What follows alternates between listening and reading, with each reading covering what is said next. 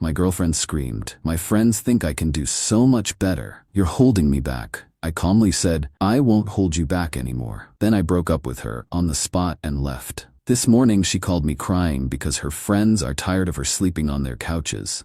My girlfriend Madison had 3 best friends, Tiffany, Amber, and Kayla. They were the type of women who took group photos at brunch and captioned them, "Boss Babes," unironically. You know the type. Designer handbags they definitely couldn't afford. Coffee orders with 7 modifiers. Every conversation started with, "So I was manifesting," or "My therapist says."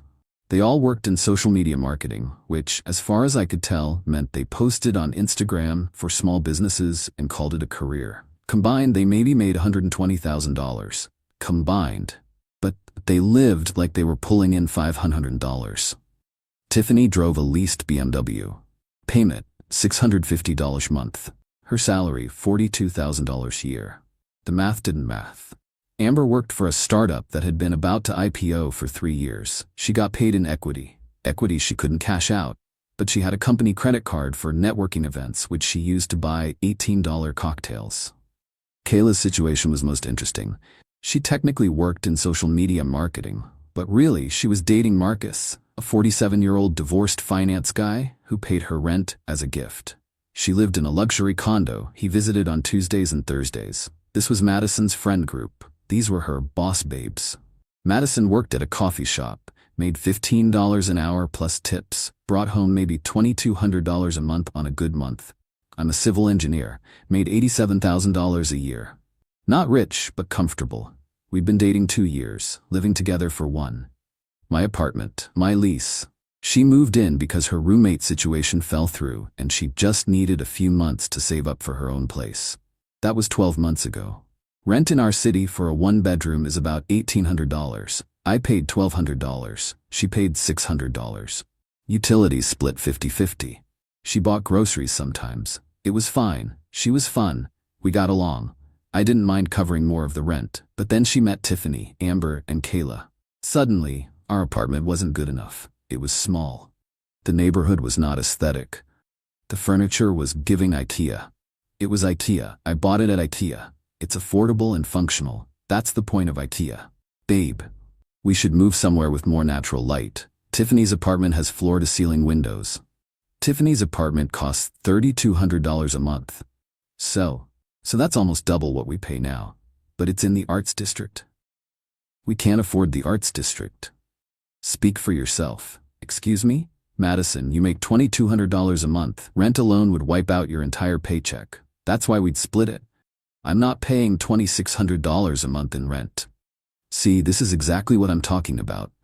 You have no ambition. I let it go.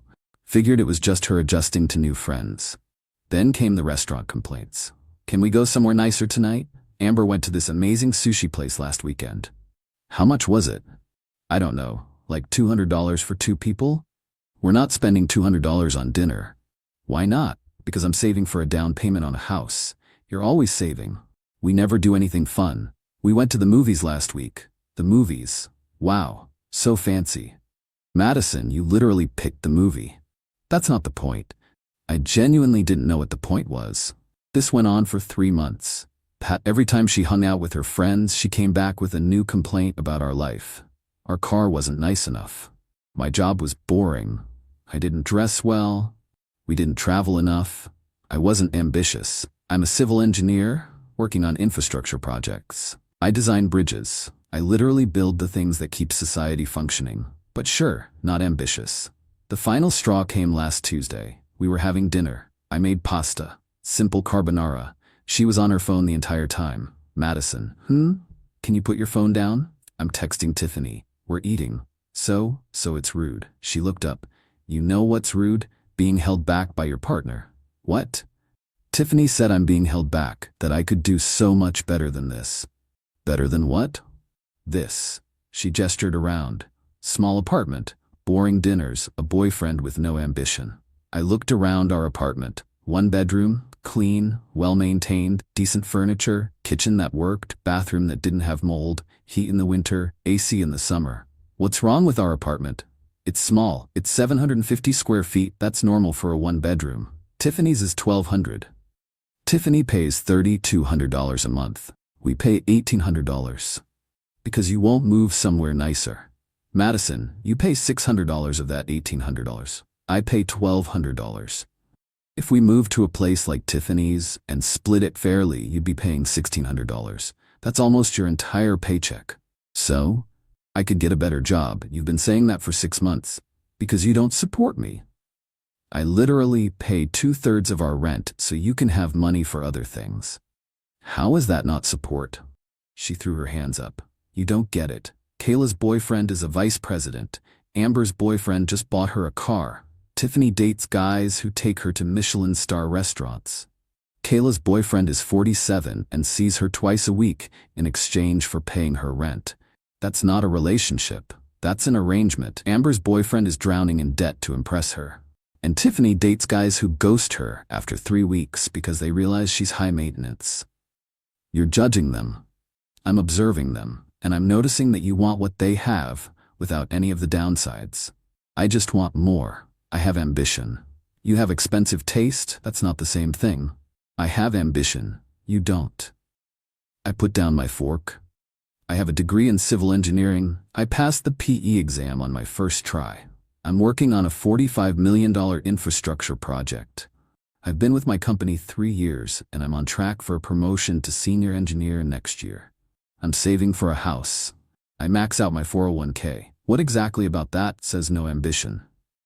You've been at the same job for 3 years. That's how careers work. You build experience. You don't jump around chasing titles, you develop expertise. Kayla's boyfriend is a vice president. Kayla's boyfriend has been working for 25 years. I've been working for 5. In 20 years, I'll probably be a vice president too. That's called a career trajectory. You're making excuses. I put down my fork. Looked at her. Really looked at her. She was serious. She genuinely believed this. Madison, what do you want from me? I want more. My friends think I can do so much better. They're right. You're holding me back. Something in me just clicked off like a switch. The part of me that cared about making this work? Gone. The part that wanted to explain and justify and defend? Offline. I felt nothing. Just calm. Okay, I said. Okay, what? I won't hold you back anymore. What are you talking about? We're done. I'm breaking up with you. She laughed. Actually laughed. You're not serious. I am.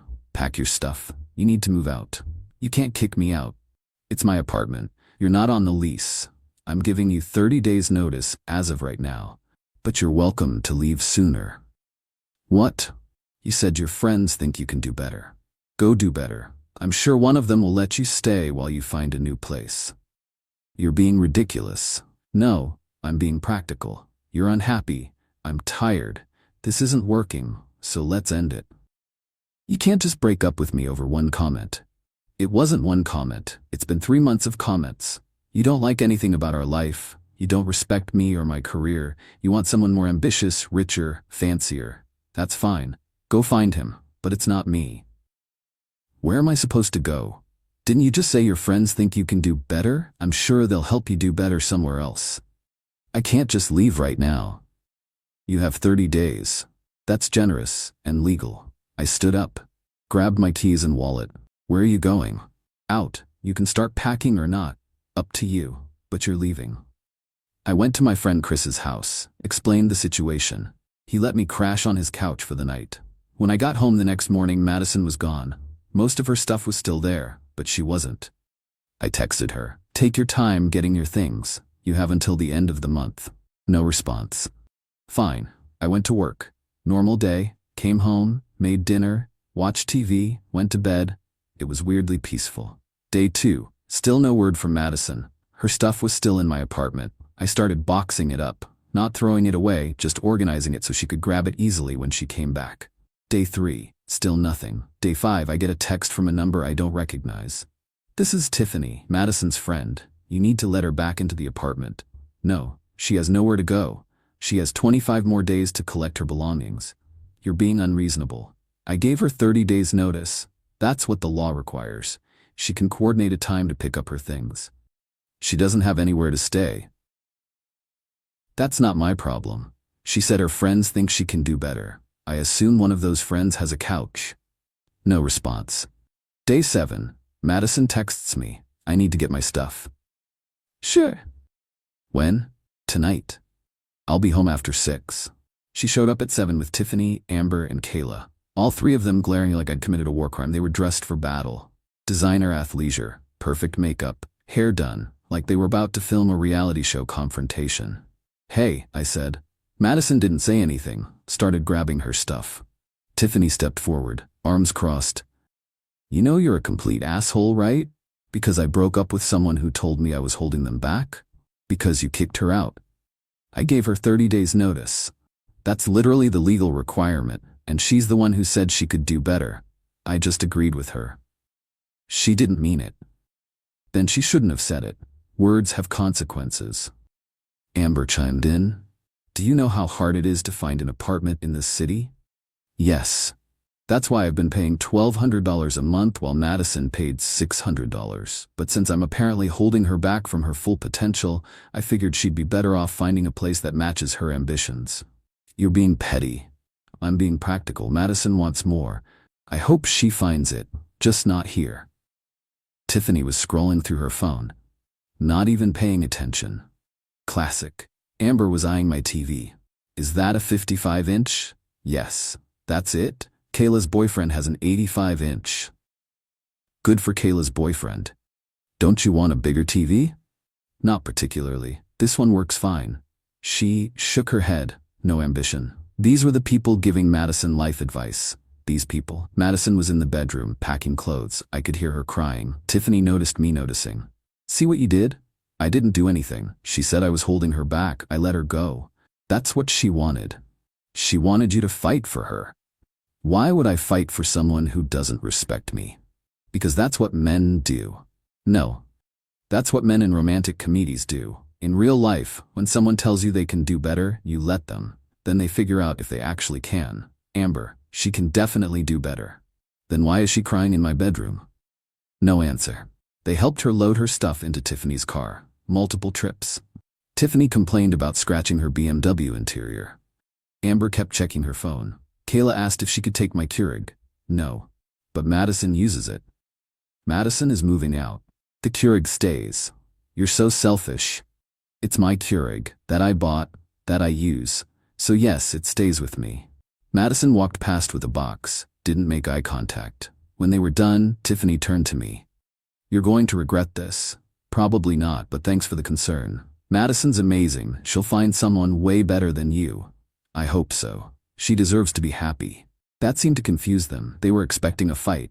I wasn't giving them one. Amber, you don't even care, do you? I care that Madison's unhappy. I don't care that we're breaking up. Those are two different things. Cold, practical. They left. Madison gave me one last look, like she was waiting for me to say something. To ask her to stay. To fight. I waved. She got in the car. I closed the door, sat on my couch, ate leftover pizza. Life went on. Week 2. I hear through a mutual friend that Madison is staying with Tiffany temporarily.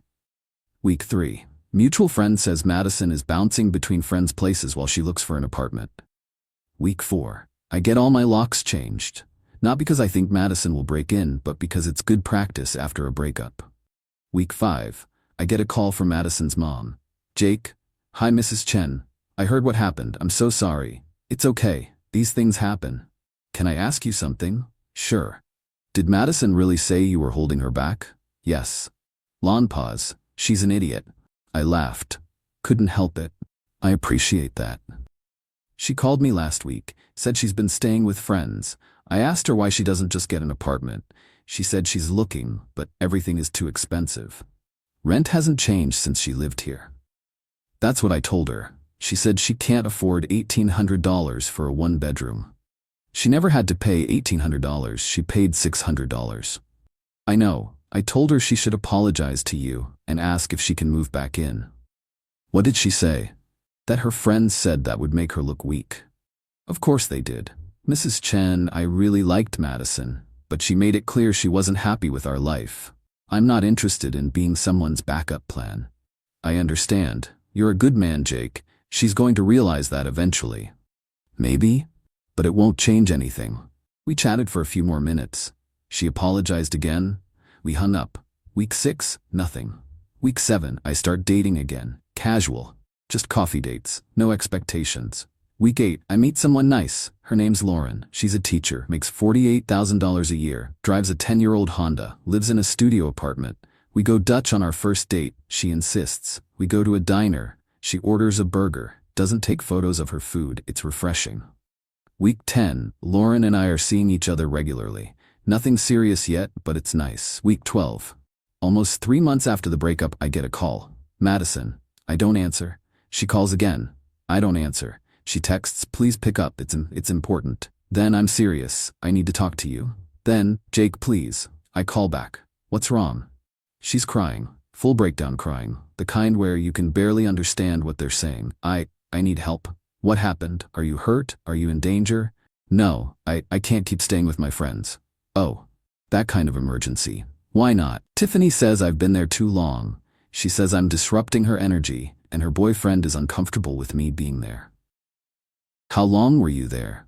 5 weeks. Okay. What about Amber? I stayed with her for 3 weeks. Her roommate said I was eating their food and not replacing it. Were you? I had some cereal a few times. Did you buy more cereal? No. Then they're right? Whose side are you on? The side of personal responsibility. What about Kayla? I stayed with her for 2 weeks, but Marcus got weird about it. He said it's awkward having me on the couch when he comes over. Yeah, I bet it is awkward having a third person around when you're visiting your twice-a-week girlfriend.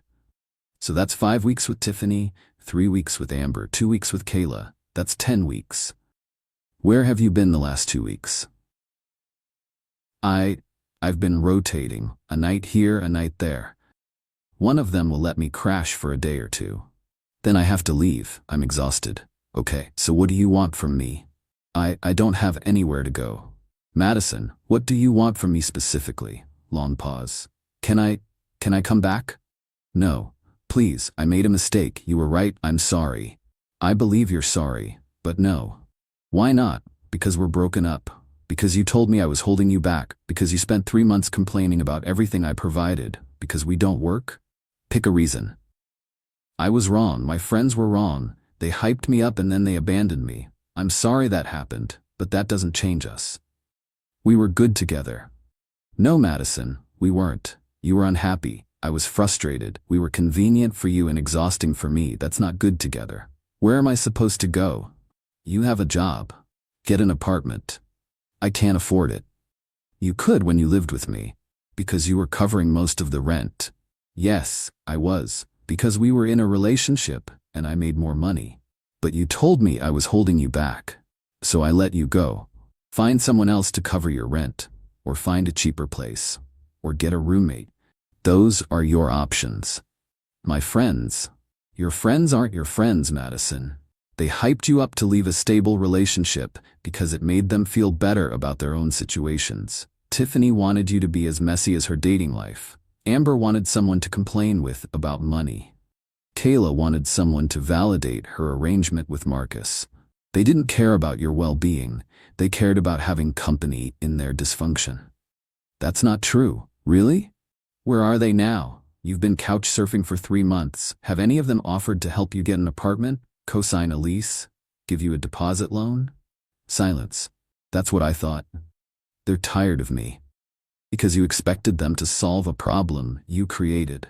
That's not friendship. That's dependency. So you're just going to abandon me too? I'm not abandoning you. I'm maintaining a boundary. We broke up. I'm not responsible for housing you. I loved you.